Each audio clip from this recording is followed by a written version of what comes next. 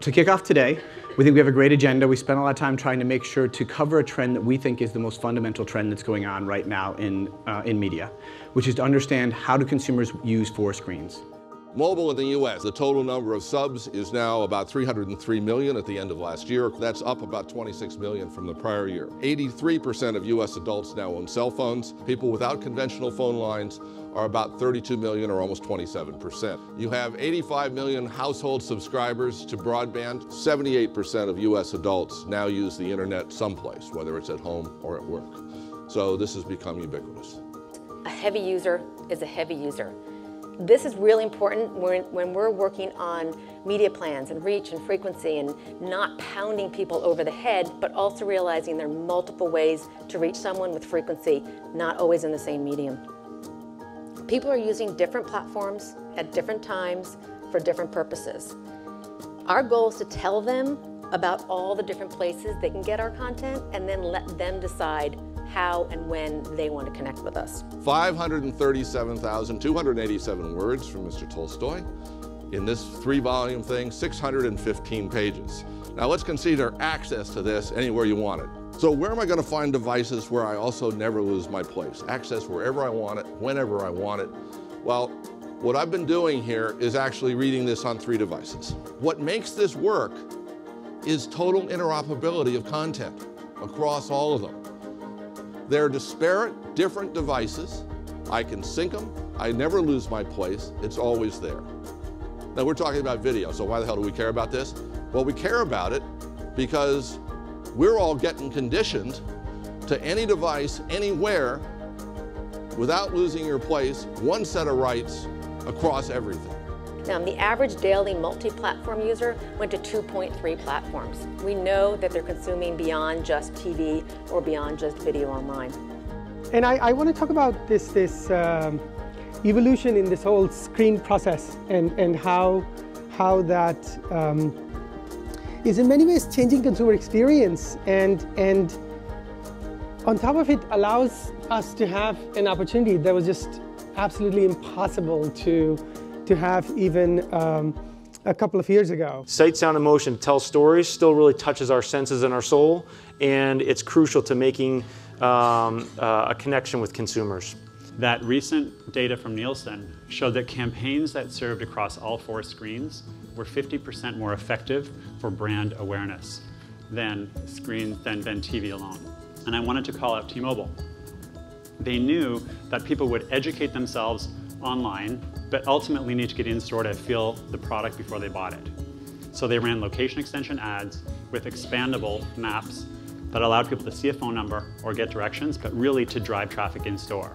And T-Mobile has shared with us that it's driving thousands of people in-store each month. And so now I'm going to go buy a TV, and of course I went to a local store called Fry's Electronics, and of course what do people do when they go shopping? They take their devices and just start scanning barcodes, right? And they figure out more information, and every TV, all 200 or so TVs in Fry's Electronics was playing some stupid collage montage of crap.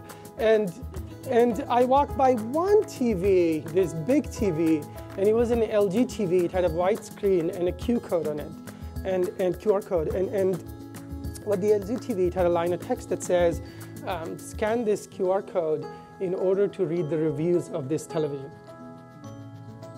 And I thought, frickin' genius, right? This is a company that is not idiotic, ready for death, but this company realizes how consumers actually behave in a real store, and they're embracing that concept by allowing me to take that QR code here and go to their website and read reviews about the TV that I'm looking at in a physical, actual store, and I can see it is a magnificent TV. If we can get people inspired about products, some of them are physical, some of them are digital products that you sell, but if we can get them inspired to learn more about the product, hopefully we can get them into the education phase. They'll use mobile, they'll use tablet, they'll use desktop, they'll educate themselves and get further down the purchase funnel.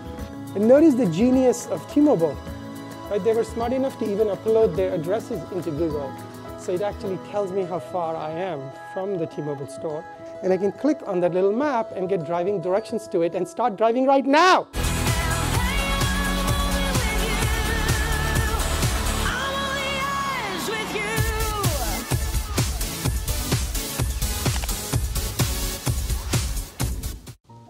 So obviously amazing story. How many people before I showed the video, how many people here had heard of Lady Gaga before I showed the video? Show of hands. Okay, pretty much 100% brand awareness, right? 4 years ago, she didn't exist. I mean, she was a person, but you didn't know. I guarantee if we did this test 4 years ago, you couldn't raise your hand and say, I've heard of Lady Gaga. 4 years. And I promise you that if I took a poll of all your media budgets, her media budget's a fraction of yours. It's the swagger wagon. I got the pride in my ride, in my swagger wagon. The Swagger Wagon's been viewed over 18 million times, okay? There's only 24 million households with kids under the age of 12. Again, they had amazing sight, sound, and motion creative. By the way, you couldn't do that in a 30-second ad because it was longer than 30 seconds. And then they created it in a platform in a way such that people started to copy it and mimic it and make videos of their own that they then share with their friends, and away we go through the social space. So that's the whole concept of the power of sight, sound, and motion combining with the social participation. Don't deliver crap on your digital experiences. Deliver delight. And you will never be able to do it unless you understand how consumers behave and what they prefer across devices. Going forward, our vision for the world is that there will be millions of creators and channels. There will be billions of wonderfully diverse people who participate in the platform. And there will be creatively inspired brands who want to delight people. For many of your websites, there are no micro conversions. It is going to be very hard for you to survive for a very long time. You can easily imagine whether Google Wallet wins or somebody else wins.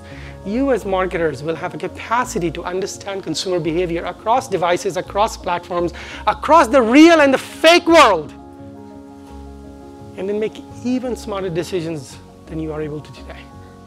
Stop guessing, just stop guessing. Stop having opinions that will kill your company. Right? Experiment, test, rinse, and repeat. And invest in the future. Like I have told companies that if 10% of your marketing budget is not spent in failing faster, trying new things, especially in a world that changes as dramatically as ours, it will be very, very hard to succeed magnificently. I'm not saying you're going to go out of business, but if you want to succeed magnificently, you can't do that without investing in the future. We've really talked about how you can best connect with this consumer where they are in order to, engage with them. And you can't really talk about engaging consumers without talking about how consumers connect with each other and influence each other.